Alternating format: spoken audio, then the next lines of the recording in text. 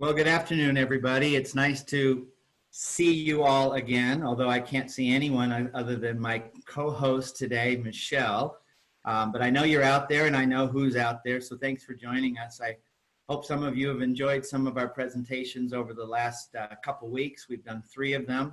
We have several more in store coming up over the next couple months, which I'll identify here momentarily. But most importantly, I want to make sure that all of you are thinking about your mental health, not only from the standpoint of your investments and the market and the economy, but also what it's like to be isolating and in quarantine and being as close as we are to our loved ones in a different way, a unique way that we haven't probably experienced in the past. The market is interesting. We are seeing a stock market that right now has recovered almost 25% of its losses in a very short period of time, with a lot of skepticism over, is this the right thing to do to open up the economy? And how am I going to go to a restaurant? And what do I do about my desire to be out in public? And how am I going to be safe? Coupled with the need to get the economy going again. Mental health is certainly impacted by our inability to be out, and certainly those of us who might have lost jobs or had pay cuts, you're being impacted by that as well. What I do want you to know is you have a plan. You have a plan that works through thick and through thin, through difficult times and good times. Right now it's a difficult time, but your plan is on schedule. And any one of you who might doubt that, just give us a call and we'll walk you through the numbers and our forecasts, of which we've been doing a lot of over the last several weeks with all of you. So what I'd like to do is introduce Michelle Kaye. Now, Michelle and I have a special relationship in that she's my personal therapist. And I love being able to just call Michelle and say, I got this issue, can you help me with it? And she's amazing. So I've asked her to be my co-host today, or our guest speaker, to talk about mental health in the time of Corona or the time of COVID-19. Michelle has her master's degree in counseling psychology and has been licensed in Colorado since 2009. Her extensive experience and expertise in mental health and education includes over 25 years working with youth and families through equine assisted psychotherapy and learning, motivational interviewing, cognitive behavioral therapy, solution-focused brief therapy, mindfulness, and stress injury trauma training. And by the way, I did say equine, that's horses. So she does a lot of therapy with people, individuals, even returning military with horses. I've not experienced that, but I'm very interested in hearing more about that today. For the last 8 years, Michelle has had the honor of specializing in working with active military service members, veterans, and emergency responders and their families. What a perfect place for Michelle to be right now, helping those emergency responders and our healthcare workers who I'm sure are facing a lot of mental health issues as we speak. She also offers military cultural competence trainings to civilian healthcare providers and educators. I'm really thrilled to have Michelle here with us today. I'm going to turn it over to Michelle and basically say, it's crazy time out there. It's about as crazy as I think anybody could imagine. We're in our homes. We can't touch anything. We can't be with anyone. We're not sure when we're going to be able to get out again. And some of us have lost our jobs or our ability to earn an income. How are you helping people these days, Michelle? That's a big order right there. Hello, everyone. I'm honored to be here today. Thank you, Peter, and thank you, Barbie, for making it happen. These are very strange times indeed. I think that one of the things that we had put out there when we were talking about doing this is we're having normal responses to an abnormal situation. So, when people talk about anxiety and about uncertainty, those are totally normal and healthy human reactions and responses to a very abnormal, unprecedented time in our generation. So there's a couple of things that I want to make sure that I get out to folks today. And also knowing that different things work for different people. And so if anyone has any questions or wants specific tools or strategies, please feel free to reach out to me after this presentation. You can get my information from Peter, because I know that there are some, there's like Peter was saying, there's some very specific challenges that people are going through that a lot of people aren't sure how to deal with. At the same time, the certainty is going to come from within. So without further ado, I am going to share my screen, and I want to make sure everybody can see it, because this is what I'm going to work off of today. Peter, can you see that? I sure can. And I want to mention to everyone that there's a button at the bottom of your screen called Q&A. So if you do have a question, even though you're muted, you can send a question to us, and I'll make sure that Michelle has that question to respond to. Yeah, thank you.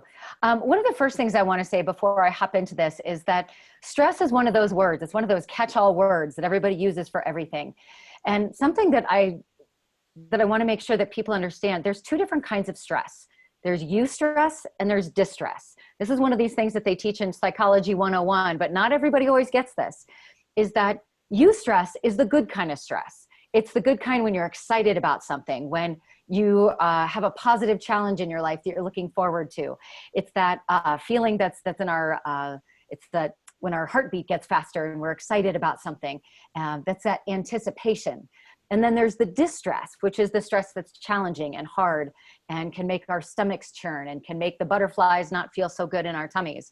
And so our brain reads those two things in the same way. They read our brain reads nervousness and excitement. It's the same synaptic thing. I'm a bit of a brain geek, and I can share more of this with people who are interested, but our brain reads eustress and distress as the same thing. And so it's the charge that we put on it. It's the meaning that we give to it that makes it so. So like, for example, if we're starting to feel uncertainty or nervousness about something, we're the ones that can stop in that moment. I'm sure a lot of you have heard the expression, there's power in the pause. We're going to talk a little bit more about that because it's huge. Finding that ability to pause so that we can respond instead of react. Respond is when I can notice I'm starting to feel uncertain. Those butterflies in my tummy are really starting to make me feel a little nauseated. I'm not feeling great. We can stop ourselves. It's our right and our responsibility for ourselves as well as for our loved ones to pause and say, you know what? I could see this as uncertainty and I could be nervous about this, or I could find a way to put a positive spin on this. We'll talk a little bit more about it because I know for a lot of people that might sound very Pollyanna and not everything is through rose-colored glasses, and that's definitely not what I'm talking about. It's about self-awareness and what it is we're actually feeling. And when we take the power of that pause, and our breath is huge for that, that's one of the things we'll get into. When we can stop ourselves in a moment when our mind is churning or when our stomach is turning or when our heart's beating too quickly and we know we're starting to feel anxious, it's being able to take one deep breath and starting there so that we can actually make a choice about how we would like to respond differently to something. So, make sense so far? I know I kind of just hopped right in there, both feet first, but that's just kind of how I roll. So, it says the 5 best ways. It's actually, I moved it to 6 because I came up with another one. So here you go. 6 best ways to deal with challenging times. And these are in no particular order because these are going to be different for everybody. One of the things, and a lot of these are common sense. These are the things that you are seeing all over the place. Whether you're reading, whether you're listening to the news, whether you're talking to, business coaches or health professionals or educators, these are kind of the 6 top common sense ways. And the expression that comes up a lot in these conversations is it's simple, not always easy. When we are feeling like we can't get out of bed, or I'd rather reach for the brownie than for the carrot, or I'd rather reach for, a second glass of wine rather than going for a walk. These are the kinds of things that can help us make the kinds of choices that we actually want to make, not only for ourselves, but also for our loved ones. So exercise and stretching, that's going to look different on some days. Someday I might get out of bed and I might be psyched just for a half an hour, just do everything I know how to do, sit-ups and crunches and push-ups, jumping jacks, go jump rope, go do whatever it is, take an online yoga class, take an online Pilates class, work with a personal trainer. And there's going to be another day where I'm not feeling it, where where I don't feel like doing any of that business. The best thing I can do on those days is at least stretch. It doesn't always have to be a class. It doesn't always have to be a commitment to an hour. Literally stretching our bodies. You know, we're all at our computers all the time, and our heads are hunching forward and our shoulders are crunching up and our chests are caving in. So literally taking a few minutes to actually get out of our chairs and roll our shoulders back, do some, do something that's available in our bodies. Yeah, there you go, Peter. Exactly. When Feels we're good. on these Zoom calls, it does. When we're on these Zoom calls all day long, our body just starts doing this. And it's not good for our breath. It's not good for our posture. It's not good for our digestion. It's not good for our eyes. It's not good for our necks. And so even a couple of deep breaths and stretching and really opening up our chests, really stretching our arms, rolling our wrists, getting that blood flowing through our body however we can. I used to teach actually a short, I can't remember what we called it, but it was a short 5-minute stretching break for people who work at their desks all day long. Really simple exercises you can do. Rolling your wrists is a huge one. Stretching your arms open and your chest open is another huge one. Bending down over and reaching for your toes doesn't mean you're always going to touch them, but being able to stretch your back out. Doing calf raises, doing simple things that get your blood flowing. People say, well, I don't have time for that. Well, let me ask you something. Do you also have time for brain fog? Do you have time for when we're sitting in our computers for so long and we're on back-to-back Zoom calls all day, we do get brain fog, and it's fatiguing for our brains. And if we don't do these things, we're not actually thinking as clearly as we could be. We're not as creative. We're not as motivated. We don't necessarily have the energy. And so some people say, again, well, I don't have the time. I've got back-to-back calls all day. Especially in these times, there's much more understanding about self-care. So even if you've got a call scheduled at 2:30 and you're running a few minutes behind, you haven't eaten, you haven't stretched, you haven't breathed, to be able to say, you know what, I will join you at 2:35. I'm going to actually take a deep breath, grab a bite to eat, take a bio break, grab a glass of water. Those are the kinds of things that will help keep you sane. It sounds like it's one of those simple things. This is not brain science. This is very common sense that we all know. And so it's up to us to take that time to actually do those things. I'm going to put in a little plug on this next one, what you eat and drink. There's a very specific reason why I did not say diet. Yes. I'm going to interrupt because I want to make sure people realize that there's lots of exercise programs on video online, stretching, because sometimes I find it hard to be self-motivated, but if I've got somebody telling me what to do, I do a pretty good job. Yeah, no, that's a really good point, Peter. There are so many, there's yoga studios, there's Pilates studios, there's dance studios, there's personal trainers doing a lot of things online with classes. And a lot of them are offering them at very low cost, because I know everybody right now is concerned about finances. And so there's a lot of classes that are offering things for $5, $10, or some of them are doing pay what you can or donation only. If you need help with any of these resources that we're talking about and you can't find it online, you can always Google, low cost yoga class online, 10 things are going to come up. But if you need any help with that, please let me know. Because Peter, to your point, exactly, there's days when I get up and I know it's the best thing for me. I don't feel like it. But if I've signed up for a 9 o'clock class and I've already paid my $5, by God, I'm going to take that class because that's my $5 and I'm being held accountable for it. So to your point, absolutely. And also to that point, when you schedule things in your calendar, that actually can help us feel a little bit more sane in times that are a little more wonky for some people. We're not as structured as we're used to being in some ways.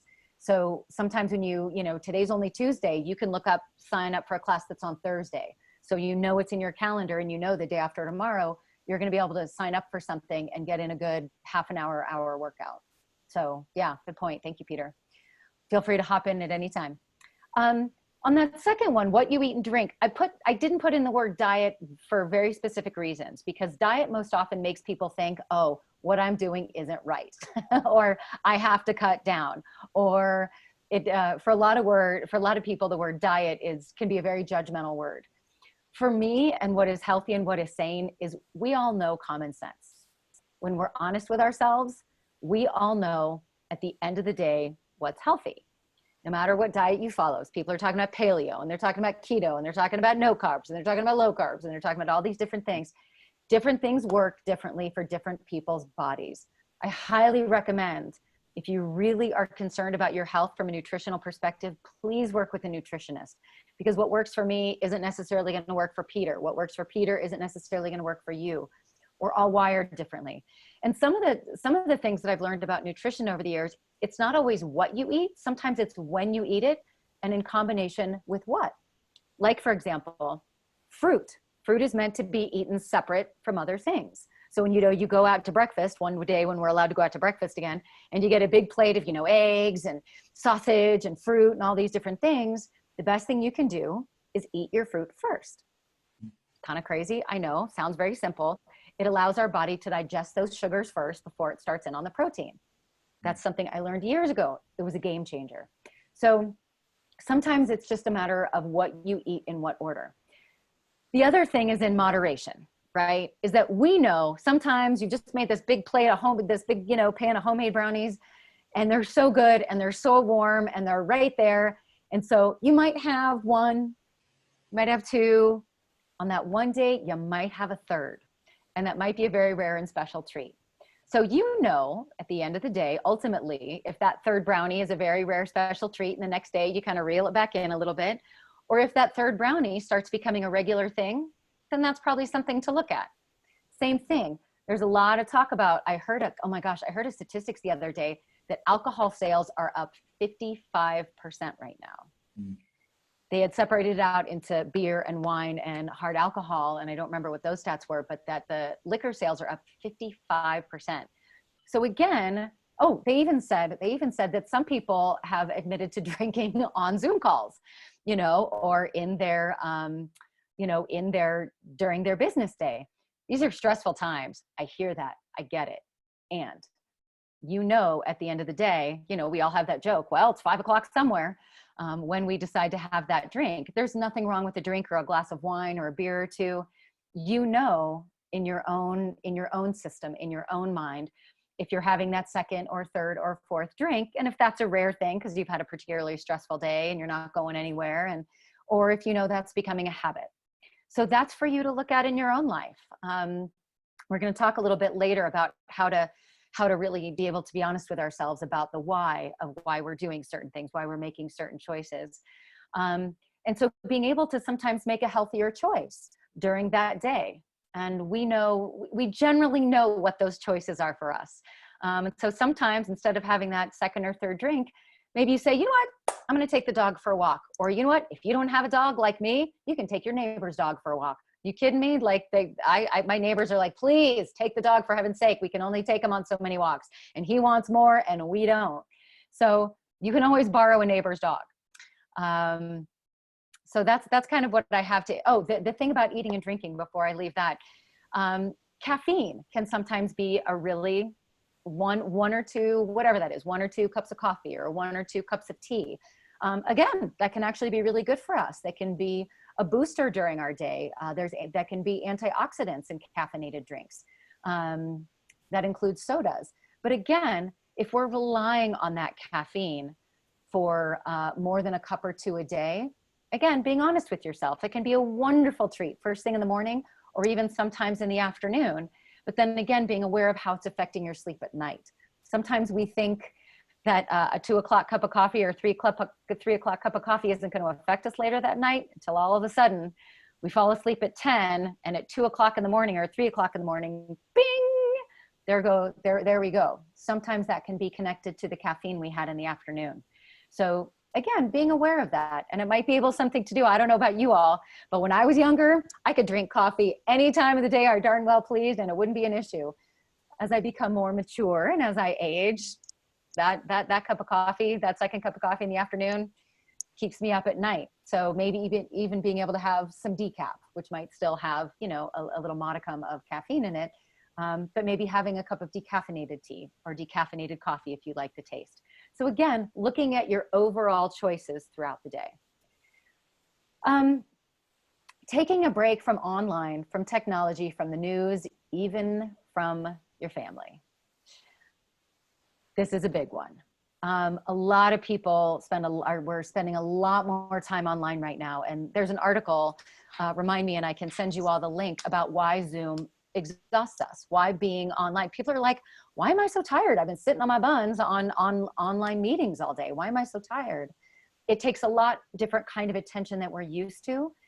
And it's not actually healthy for us to be on the screen all day. It's just not, whether that's video games for our kids or whether that's online videos for us.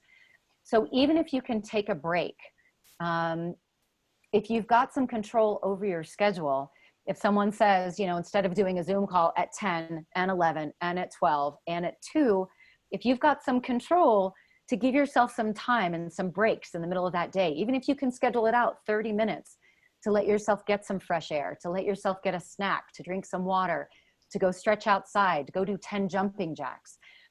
The more time we can spend in nature, we'll talk a little bit more about this, the healthier you're going to be. Especially when the times of COVID, they're talking about sunshine and fresh air and how important that is. Even if you just go out into your backyard, even if you can take a lap around your neighborhood, spending time in the sunshine and that fresh air, it actually regenerates your body. It boosts your immune system. It makes there's all these scientific articles right now about how being in nature boosts our dopamine. There's something they're calling right now, I don't know, some of you might get a kick out of this. I'm a big nature person, and nature is huge therapy for me. I have scheduled every other Friday. I allow myself 3 hours off Friday morning from 9 to noon to go take a really big hike with my physical therapist. We're talking like a solid 3-hour hike. And it is the best therapy I get all week. There's something now that they're called, for a lot of us who love nature, just being out in the trees, being in the quiet, sitting, planting in the garden, sitting under a tree, playing with our animals outside. It's huge. It absolutely relaxes our nervous systems because our nervous systems are being barraged all the time. So there's something now called, and I'm sorry, I won't be able to say this with a straight face. I hope I don't offend anybody. It's called forest bathing. And so they've actually come up with why, I'm sorry, I'm watching Peter giggle right now, is they've come up with the way to take people out in nature and meditate and be mindful. And I'm all for it. I'm absolutely all for it. Meditating in nature it's absolutely what helps to keep me sane. And now that they've come up with a thing for it, people have been doing it for thousands of years called forest bathing. So if you live near a walking path, if you live near some woods, if you live near a pond or a lake or a stream or the mountains or even just, a path of some sort, it is worth it to go put on your mask while you're on the trail, give people the physical distancing and get yourself outside. Take a break. The news, I know the news is, in some ways, it makes us more anxious, and in some ways, it makes us less anxious. It's that need to know what's going on in the world. I promise you, it's recorded. You can come back to it later. But some days it is absolutely too much for us, and taking a break from the news can be so helpful for your mental health, because it can really weigh us down, and it can absolutely increase our anxiety. And it doesn't always help to know the details. So especially with what's, now that things are starting to open up a little bit, Peter was saying a little bit ago, we don't know when we're going to be able to go out again. We don't know what we're allowed to do and what we're not. Well, now that things are opening up, there's some parameters being put on that. And on a deeper spiritual level, we'll talk about this more a little bit later, we're being asked to use our discernment and what is our common sense. So whether or not some places are mandating if we're wearing a mask, what is our belief? Who are we spending our time with? How do we believe our presence affects other people? I'll give you a perfect personal example. I don't like wearing a mask. At first, when all this was coming out back in March, my first response was, don't you tell me what to do, right? I'll just be real honest. And I have an 82-year-old father who has solid case of Alzheimer's. I won't say it's good, but it's a solid case of Alzheimer's. It's not full blown yet, so he's still decently coherent some days, some moments. And when I realized really as the weeks went on, what COVID was doing and that we could be carriers without even knowing it, that's it. I put on a mask, period. End of sentence. I was not going to put my father or any of his friends at risk because he lives in an independent living facility. It's not quite on the lockdown that a lot of the assisted living facilities are. And they had a little bit more freedom. And I do say had because that went away about 4 days ago. But that was it.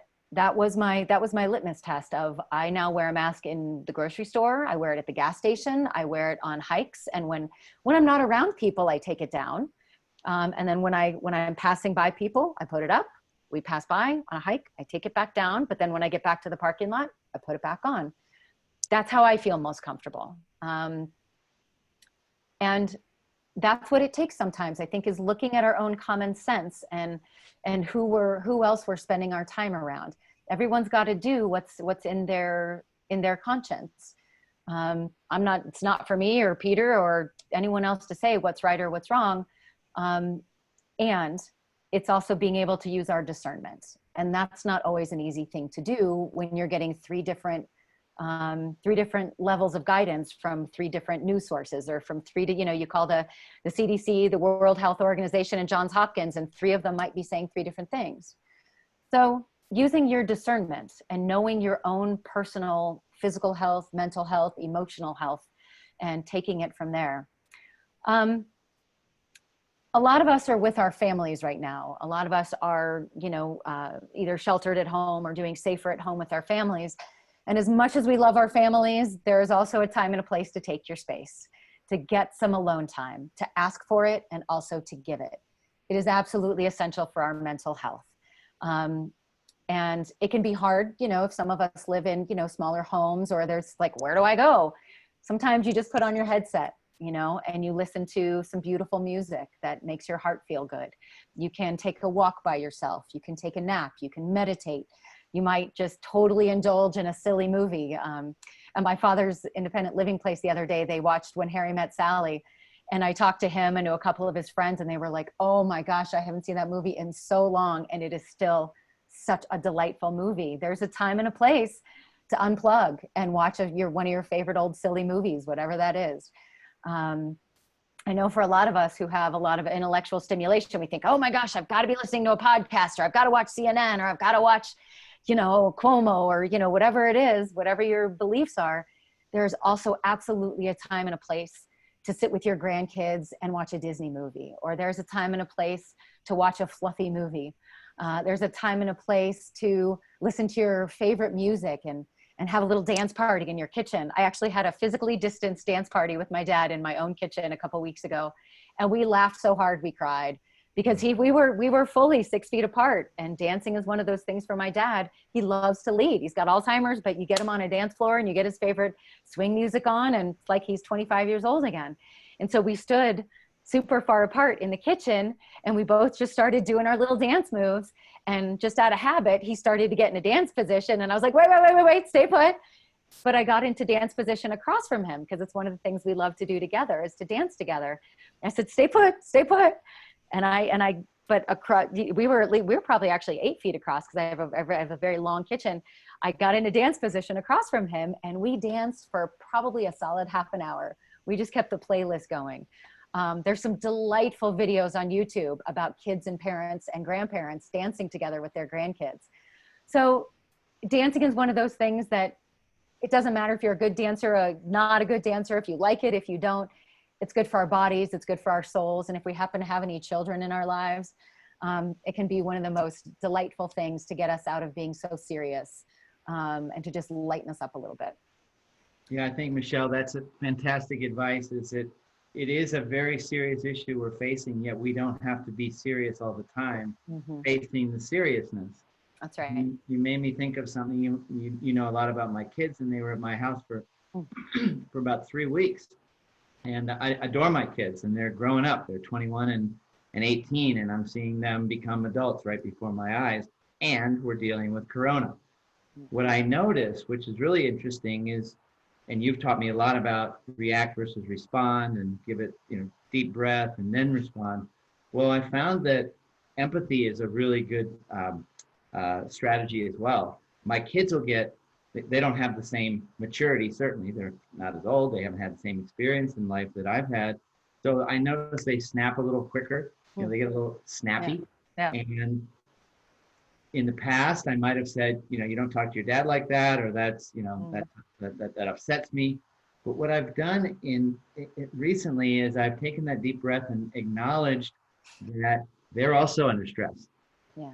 And they don't really know what that feels like because it's brand new for them and they don't know how to deal with that. So I found myself empathizing and recognizing, hey, you guys are going through stress too. I get it. It's not personal. And it rolls up my shoulders a lot easier.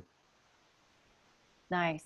Yeah, that's absolutely right. I think when we can be in a solid space and be able to say that when someone gets snippy or the tone gets a little sharp, or it is that reaction like, hey, you know, as opposed to response, to take that sacred deep breath and say, wow, was that call really hard? Or, you know, I know you've got finals coming up, or, you know, it seems like you're pretty stressed out. Like, when's the last time you took a walk around the block? You know, or, hey, have you done anything fun today? You know, exactly. Like being able to reflect, like, oh, honey, gosh, you sound so stressed out right now. Are you okay? You know, instead of, yeah, like, hey, don't talk to me like that. Or, you know, to have that empathy is huge, knowing that everybody's stress level is already a little elevated. So, you know, whether it's your kids or your spouse or your, you know, your loved ones, your siblings, your partner, and I'm gonna take a leap here, the people at the grocery store, or the person who cuts you off in the parking lot, or the person who sneezes a little too close to you, right? It's in that moment to take that deep breath and take that space for grace and be able to take a step back. Because when we're able to be in charge of our own mental health, when I know I'm getting stressed, it is my responsibility also to say, you know, hey, you know what? I need 10 minutes off. I need to, you know what? I need to pause this conversation for a second. I just noticed how snippy I sounded, right? I need to go take a little bit of time out. Or if you notice that in your loved ones, to say, hey, you know what? This isn't where this conversation was meant to go. I think we're both a little stressed right now. I think things are starting to get to us. I love you. Why don't we just take 30 minutes and then meet for dinner then, right? Why don't we go both take a walk? You know, why don't you go listen to your podcast? Let's both go meditate, and I'll see you in a half an hour, right? It's being able to be loving, because this is just an automatically more stressful time for all of us. So having that self-awareness in ourselves and also that awareness of our loved ones, it's the most loving thing you can do. And then as you're able to do that, extending that out to your neighbors or to the people at the grocery store or to the people who are making maybe you feel a little bit tense. We don't know what's going on for other people. They could have, you know, they've been talking about the rates of domestic violence increasing, you know, in households, you know, because people are stressed out, and we don't know if that person at the grocery store who just cut in front of us, we don't know what they're going home to. We don't know if they just came from. So giving people the space for grace and the benefit of the doubt, and maybe just taking a deep breath and standing back, letting them go in front of us. Like, really, is it that big of a deal? You know, it is absolutely that kindness and that empathy that is going to help us move forward from this, rather than going back to something that maybe wasn't working so well. So good point, Peter. Thank you. Yeah, that's part of that connecting with others that we're talking about here is, I don't know if y'all have noticed that a lot of the language has gone from social distancing to physical distancing. Social distancing is the last thing we need. It is about physical distancing. Because sometimes as much time we might need some space away from other people, we also might need to reach out to different people. I had when I was 16, I went on a trip to Israel with a whole bunch of people. And, you know, we kind of stayed in touch on and off, you know, throughout the years, but not so much in the last probably 20. And out of the blue, they started connecting on Facebook and said, hey, let's have a virtual reunion. So we had a virtual reunion with 20 people that I had not seen since I was 16 years old. Wow. It was wild. It was so fun. And it was like no time had passed. And it was so delightful to connect. So people are doing that. They're reaching out to old high school friends, or they're reaching out to old college buddies, or, you know, if someone crosses their mind like, wow, I haven't talked to so-and-so for so long. I wonder what they're up to.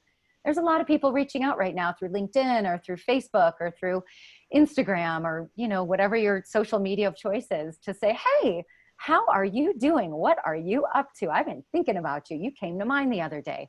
it can be the most delightful thing. It can be an absolute lifesaver for somebody who's going through a hard time to see a friendly old face that they haven't thought about in a long time. Not necessarily old in age, old meaning you haven't seen them in a long time. Familiar. Yes, that's right. Familiar. Thank you. Thank you for that shift. We are not meant to go through these things alone. We are not meant to be an island in this. There is a time to reflect with ourselves and to be honest with ourselves. And sometimes we do need space for quiet. At the same time, we're not meant to go through stressful things like this alone. So if someone comes to mind, if your gut intuition, like you haven't thought about somebody in a long time and all of a sudden they come to mind, sometimes that's our way of of knowing that they might actually need a call. They might actually need someone to reach out and say, you know, you came to me out of the blue today. And sometimes that phone can actually be life-saving. That phone call can be life-saving for people. There's a whole lot of groups going on online right now. I know some people are learning music right now for the first time. They're learning how to sing. They're joining these virtual choirs. They're doing, you know, whether it's exercise. I know some people who are learning a foreign language. They're like, you know, I've always wanted to learn Spanish. And so they can find a way to start learning something online. So if there's something you've always wanted to do, now's the time. You know, if you've got some time on your hands, you can learn how to do these things online, often for very, very low cost or donation only. So the last two things are really, really important. I kind of left two of my most important things for the last is sleep and rest in meditation. Meditation is not a religious thing, and it's not about sitting on a pillow and chanting Om. It is not about lighting incense, or it's not a religious practice. Although for some people it is. It can be a religious practice, but it doesn't have to be. Meditation is simply a mindful practice. I could give you all sorts of scientific facts and statistics, and I'm happy to do that if people would like. I've got some lined up. But essentially, it's taking your brain to the gym. Our brains are being activated all the time, and our minds are just chit all the time. They call it the monkey mind. And learning how to sit still and to be quiet and to notice our breath, it is literally creating new synapses in our brain. And all the scientific evidence shows that when we can sit in stillness and learn how to quiet our brains, it improves our focus, it improves our ability to be creative, it improves our memory, it improves our ability to give that space for grace, to take that breath, to respond instead of react. Learning how to still and quiet our brains allows us to make better decisions. It allows us to be more compassionate communicators. It absolutely helps us to keep things in perspective. It makes our digestive systems work better. So I've got scientific evidence to back up all this, happy to share it with you. And I've noticed in myself, I've started meditating 20 minutes every morning, pretty much without fail for at least the last 4 weeks. And I've noticed a huge difference, even in myself. It doesn't have to start with 20 minutes. It can start with 2 minutes. It can start with 3 minutes. There are free apps out there. One of the ones I use is called Insight Timer. And it's a great app. And I just use the free version, and you can play around on that. You can do guided meditations. Sometimes people use them for sleep. Sometimes people use them in a moment of anxiety or of uncertainty. And it's just like going to the gym or just like practicing. The more you do it, the easier it gets. So like, for example, if someone's starting to work out and they're thinking, oh my gosh, I haven't done 10 push-ups in 20 years. I don't know if I can do 10 push-ups. Start with 2. And then the next day you do 3.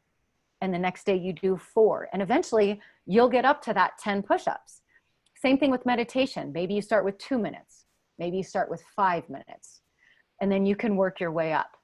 And with Insight Timer, you can actually set a timer, and you can use bells, you can use nature music, you can use somebody singing, you can use running water.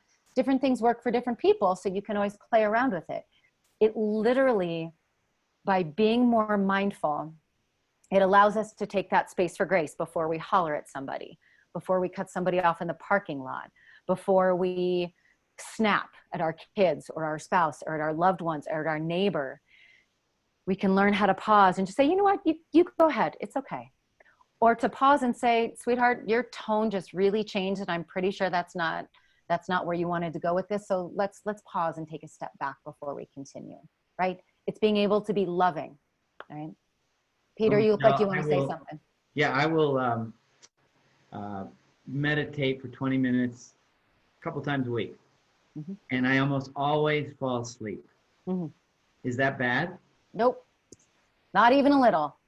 Not even a little. If that's because so many of us are going so fast all the time, it's literally when we take that time to stop, that our brain goes, oh, finally. It's like when you're wearing a pair of pants that you might have outgrown just a little bit, you know, and your belly might be pushing against the pants, and you take them off at the end of the day and your belly goes, oh, thank you. That feels so much better. Right. And I would pretty much guarantee you, if you did that 20 minutes and you started doing it every day, or at least more often, you would stay awake longer. And if your brain needs that rest, let it have the breath, let it have the rest. The rest is more important. And so if you're listening to something while you're doing that, like if you're listening to a guided meditation, your brain in a certain brainwave state is still attending. That's why it's actually not healthy to fall asleep while you're watching television, because your brain at a certain level is still attending. That's why it's still listening to Pizza Hut commercials, or it hears the news, or it hears the infomercials. So if you can't sleep and you want to listen to something, listening to a guided meditation or nature music or the sound of the ocean or the sounds of the whales singing or whatever makes you feel calm is 10 bajillion times more healthy than trying to fall asleep while you're watching TV or a movie, because your brain is still attending to what it's listening to. So you're going to want to listen to something healthier. So sorry, long answer to, is that bad? No. No, great answer. So I feel good about falling asleep while I meditate. Thank you. Yeah. I know you're also big on gratitude, just reminding ourselves that we have a lot to be thankful for. Tell us about that. Yeah, that's absolutely right. So that's a number 6. That's that next one, is having some sort of spiritual practice and or a gratitude practice. Gratitude actually can be a spiritual practice for many people. This is not about religion at all. It can be, but it doesn't have to be for a lot of people. Finding something that is larger than ourselves, whatever that is for you. For some people, that is gratitude. For some people, that is compassion. For some people, that is kindness. For some people, that is empathy. Gratitude, again, there's all sorts of brain science to back up. When we show gratitude for what we have, even if it's the smallest thing, it starts rewiring our brain and it makes it go positive instead of negative. Some families I know have started keeping a gratitude jar, which I love.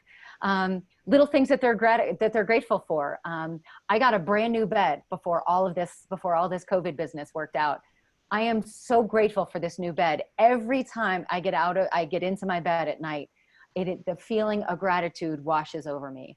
It can be something as simple as your first cup of coffee or tea in the morning. It can be when somebody does something nice for you, or you do something nice for somebody else. Gratitude of, oh my gosh, I actually can work out of a home office. I don't have to go and commute right now. It can be gratitude is, oh my gosh, I've got a hot shower that I can actually take right now. There's a lot of places in the world that hot water is a pretty serious commodity and people have to pay extra for it.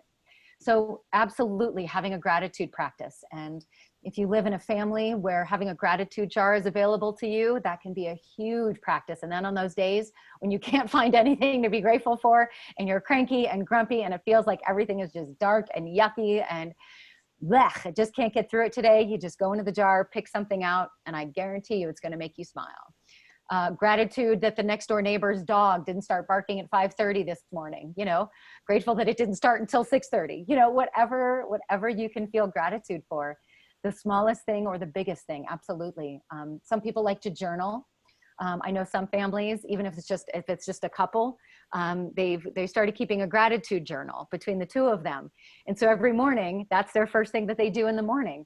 And so they get to read each other's. And so sometimes they'll read it at the end of the day, or, there's different ways to play with it.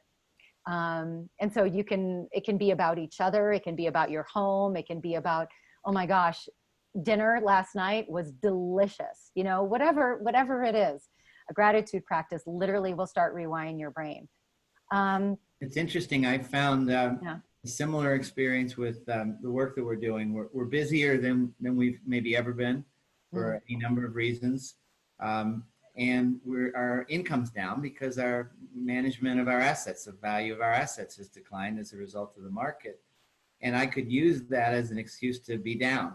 Mm. But what I've decided to do is to be very grateful that our clients need us, that we're here for them, and that we're providing value to them and helping them with their own mental health. Mm-hmm. That's exactly right. Yeah. It's really, is the glass half empty? Is the glass half full?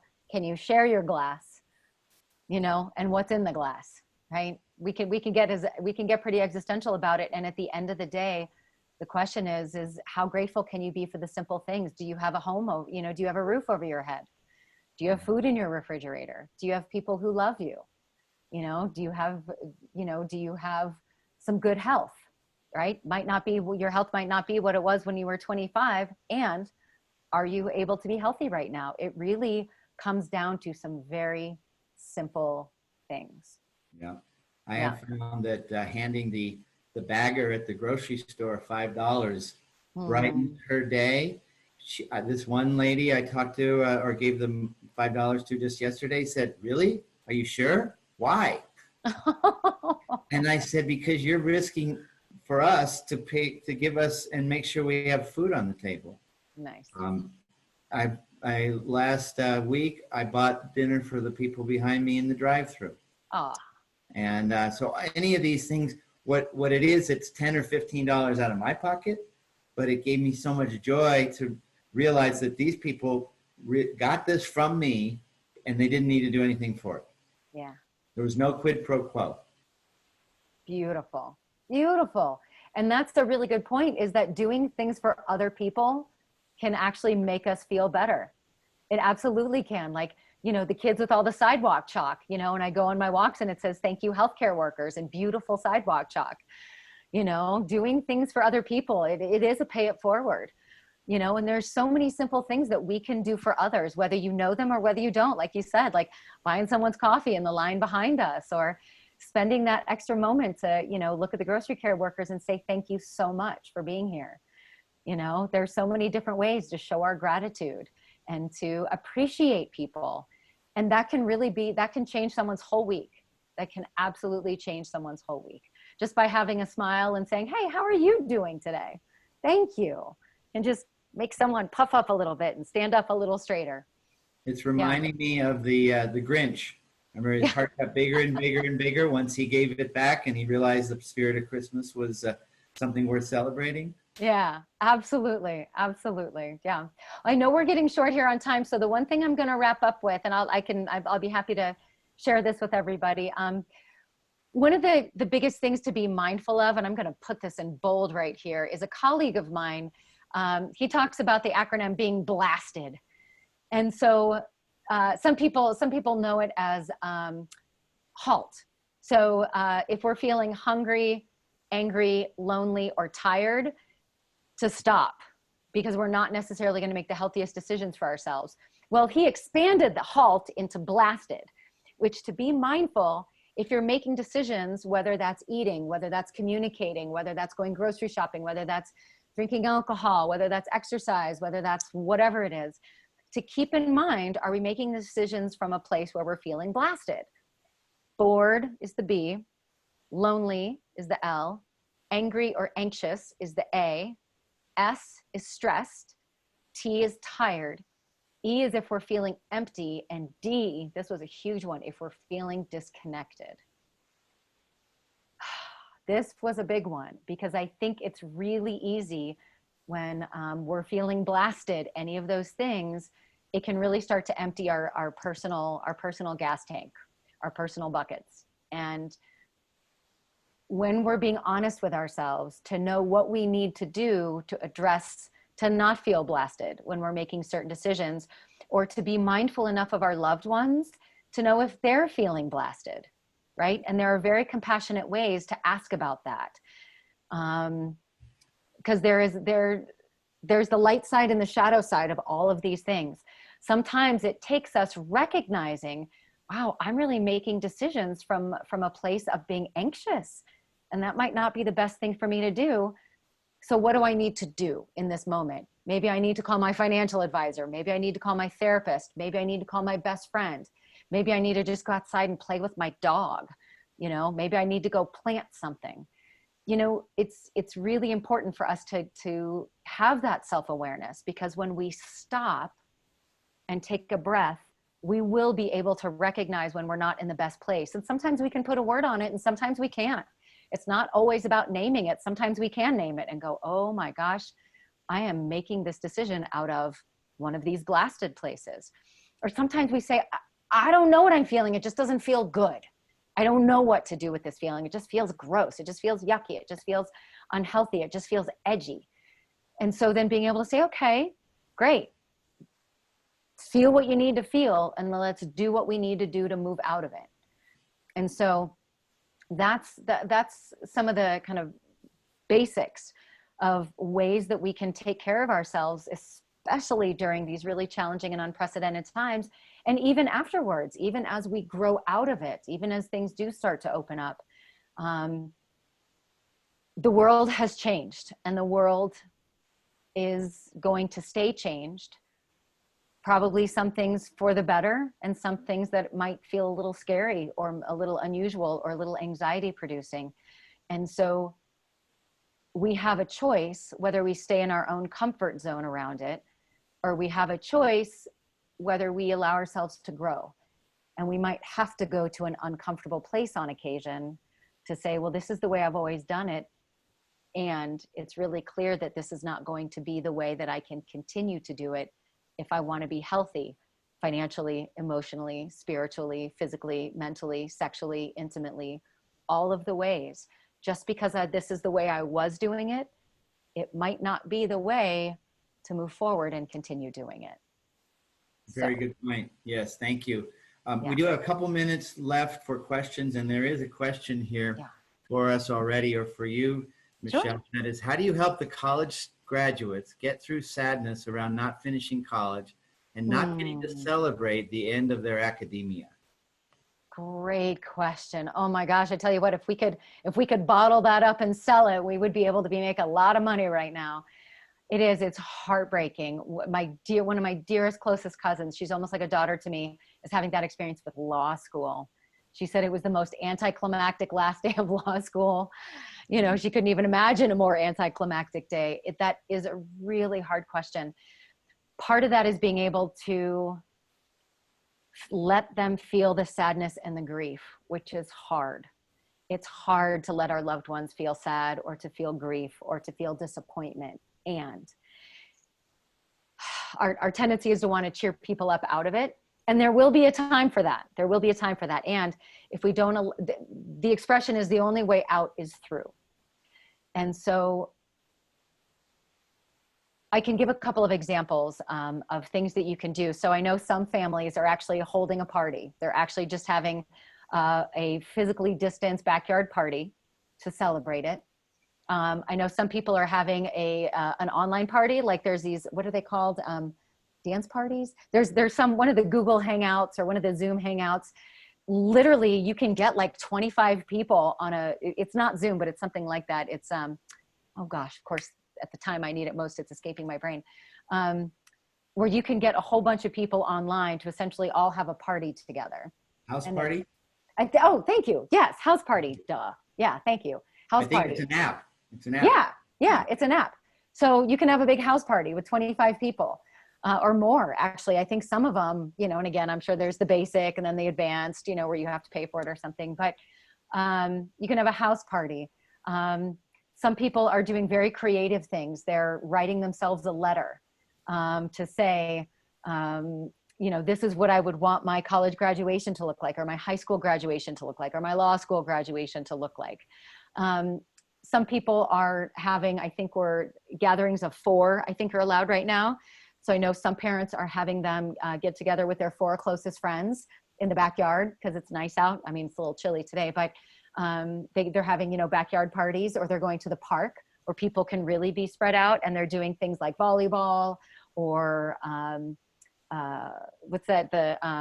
badminton, doing things that are physically distanced and still fun, and having a barbecue, again, with 4 or 5 people. It's not ideal, but people are taking the letter of the law and they're doing the spirit of the law with that. So that is a tough question, and it depends on your kid and what they like to do. Maybe there's a way that they can celebrate on a smaller basis, like getting a special gift online, or some people it is about giving back. If they have younger siblings, I know one family with a college graduate that for their younger siblings, they're actually throwing a high school graduation party for them. And so they're doing like a commingled party. And so the older sibling is helping the younger high school sibling to create the house party. And they're making decorations, and they made lawn ornaments. So if for crafty people, they're doing these favorite quotes. So they're doing like favorite quotes, and they're putting together pictures, and they're putting them all over the lawn, like with stakes, little stakes in the ground.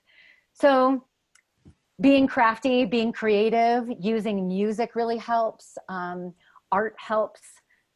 Some sort of celebration or some sort of ritual. I know one family that's having a bonfire, and they're giving their celebratory toasts around they have like one of those little backyard what do you call them, like a chimenea in the backyard. They're having a kind of a family campfire to tell stories about their best college years. So it depends on your person and what you like, but I think creating some sort of ritual to acknowledge some fun, celebratory, healthy closure around it. And then when things open up again, you can always have a 6-month graduation party or a 3-month graduation party and put it out a little bit and schedule something out a little bit. So hopefully some of those ideas help. There's going to be a lot of party pent-up demand. Yes. So we're all going to go crazy when we're out and allowed. Yeah. We so did having a quick celebration for Haley. Her birthday was on Sunday, and I wanted to make it special, but she couldn't be around anybody. So her 3 best friends decorated their cars, honked their horns, and were singing down the street. And then they came to the backyard, sat around our fire pit, 6-foot distance, and had a little celebration there. And it was different. I don't know if she felt like it was as good or what she might have wanted it to be, but at least it was something we could do to celebrate her coming, her birthday. That's right. And you do what you can do, so you can make decorations, you can make signs, you can send a playlist, you can have a physically distanced dance party, whatever your person might enjoy and like. And again, and it's different, and it's not going to be what it's going to be. And you can make the best of what it is. And I know the millennials, and I know we're kind of out of time here, just so I'll kind of wrap it with this, but a lot of millennials are on one hand having a really hard time with this because they've never, ever, ever experienced anything like this before. And so part of it is going to be how we can really make the best with what we've got, how we can be as creative and think outside the box as much as we can to celebrate, to feel, to mourn, to grieve, to also move forward and look at what we can do rather than what we're not allowed to do. And I think this is going to be a game changer for a lot of millennials on how they're going to grow up into adulthood and the choices they're going to make. So, yes, this in many ways will define this generation. Very much so. We are out of time. I know there's one more question out there, but we'll answer that offline. If any of you would like to get a hold of Michelle offline after this, please let me know, and I'll give you her number. She's fantastic, as I've said before. And I think, Barbie, you're going to put up the screen on the next couple of webinars that we have. And while we're doing that, thank you, Michelle, very much for your insight. I started this a little stressed, and I'm much more relaxed as a result of your comments and suggestions and recommendations. Absolutely. It's my pleasure. Thank you, everyone. Okay, here we go. So on May 19th, we've got the big picture. What's going on in the big picture? And it's from Steve Bellotti, who will talk to us about how he sees the economy and the market recovering. And then a familiar name, Greg Moss, who used to be the anchor of Channel 9 News, is now the innovation coordinator with the City of Westminster. And he's going to be talking about innovation in the time of COVID-19. So once again, thank you all very much for attending. We look forward to having you at our future webinars. And if there's anything you need in the meantime, feel free to reach out. Thank you, Michelle. Thank you, everyone. Take good care. Be well.